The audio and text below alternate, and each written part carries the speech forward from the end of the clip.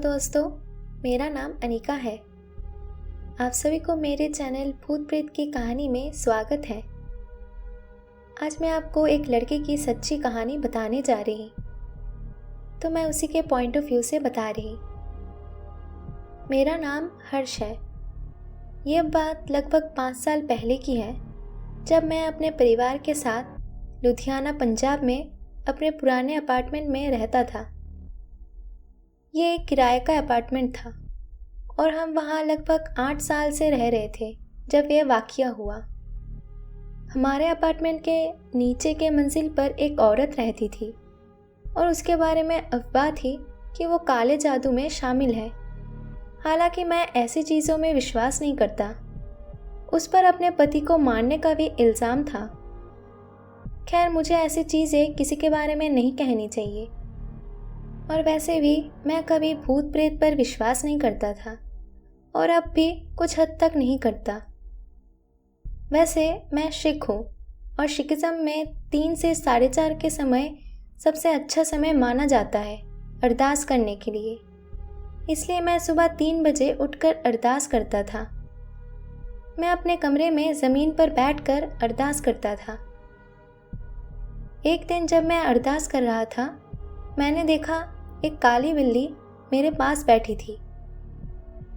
हम अपनी बिल्डिंग के टॉप फ्लोर पर रहते थे, तो बिल्ली अक्सर अंदर आ जाती थी क्योंकि वहाँ 2 बालकनी थी, एक पीछे और एक आगे।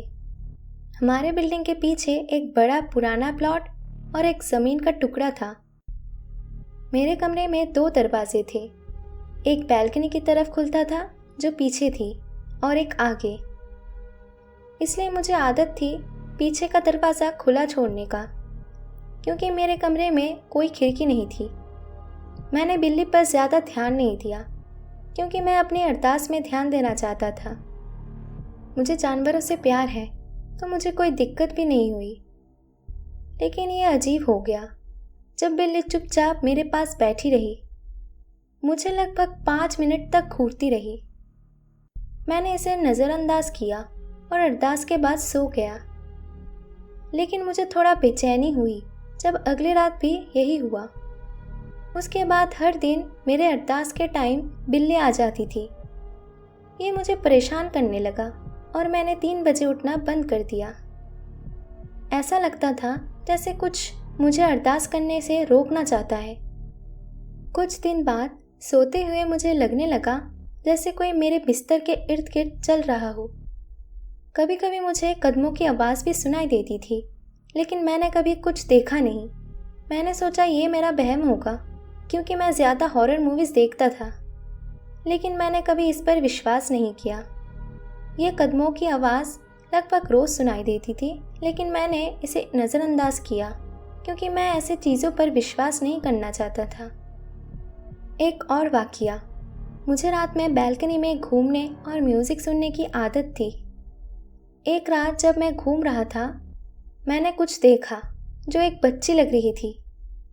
वो पीछे के बालकनी में खड़ी थी और बाहर कुछ देख रही थी। मैं उसे ठीक से नहीं देख पाया अंधेरे के कारण। जब तक मैं इसे अच्छे से देखने की कोशिश करता, वो गायब हो गई। एक और रात मैं अचानक नींद से जाग गया क्योंकि मुझे लगा जैसे किसी ने मेरे दोनों कलाई पकड़ रखी थी और मैंने वही बच्ची अपने पास बैठे देखा।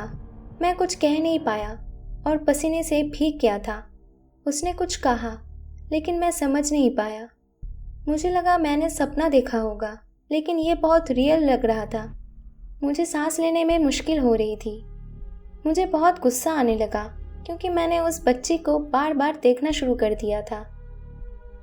मैं इतना डर गया था कि मैं हर तीसरे या चौथे रात उठकर चिल्लाता और अपने कमरे से बाहर भाग जाता। मेरे माँ बाप को लगा कि मैं किसी मेंटल डिप्रेशन से गुजर रहा हूँ। मैं भी वैसे ही सोचने लगा। मैंने एक साइकियाट्रिस्ट से भी सलाह ली, लेकिन कोई फ़ायदा नहीं हुआ। मैं और ज़्यादा हेल्पलेस हो गया था। ये लगभग 2 महीने तक चलता रहा। फिर हमने वो अपार्टमेंट छोड़ दिया और अपने नए घर में शिफ्ट हो गए।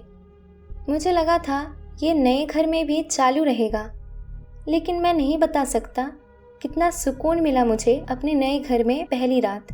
कुछ भी गलत नहीं हुआ। ऐसा लगा जैसे मैं किसी लंबी बीमारी से ठीक हो गया हूँ। सब कुछ नया और ताज़ा लग रहा था और ये चीज़ें फिर कभी नहीं हुई, शुक्र है। तो दोस्तों, ये रही आज की स्टोरी। आप लोगों को कैसा लगा आप कमेंट्स करके ज़रूर बताइए। और आपके पास भी कोई रियल हॉरर स्टोरी है तो मेरे दिए हुए मेल आईडी या इंस्टाग्राम आईडी पे भेज सकते हैं। और इस चैनल को लाइक, कमेंट, शेयर, सब्सक्राइब करना ना भूलें। थैंक यू दोस्तों।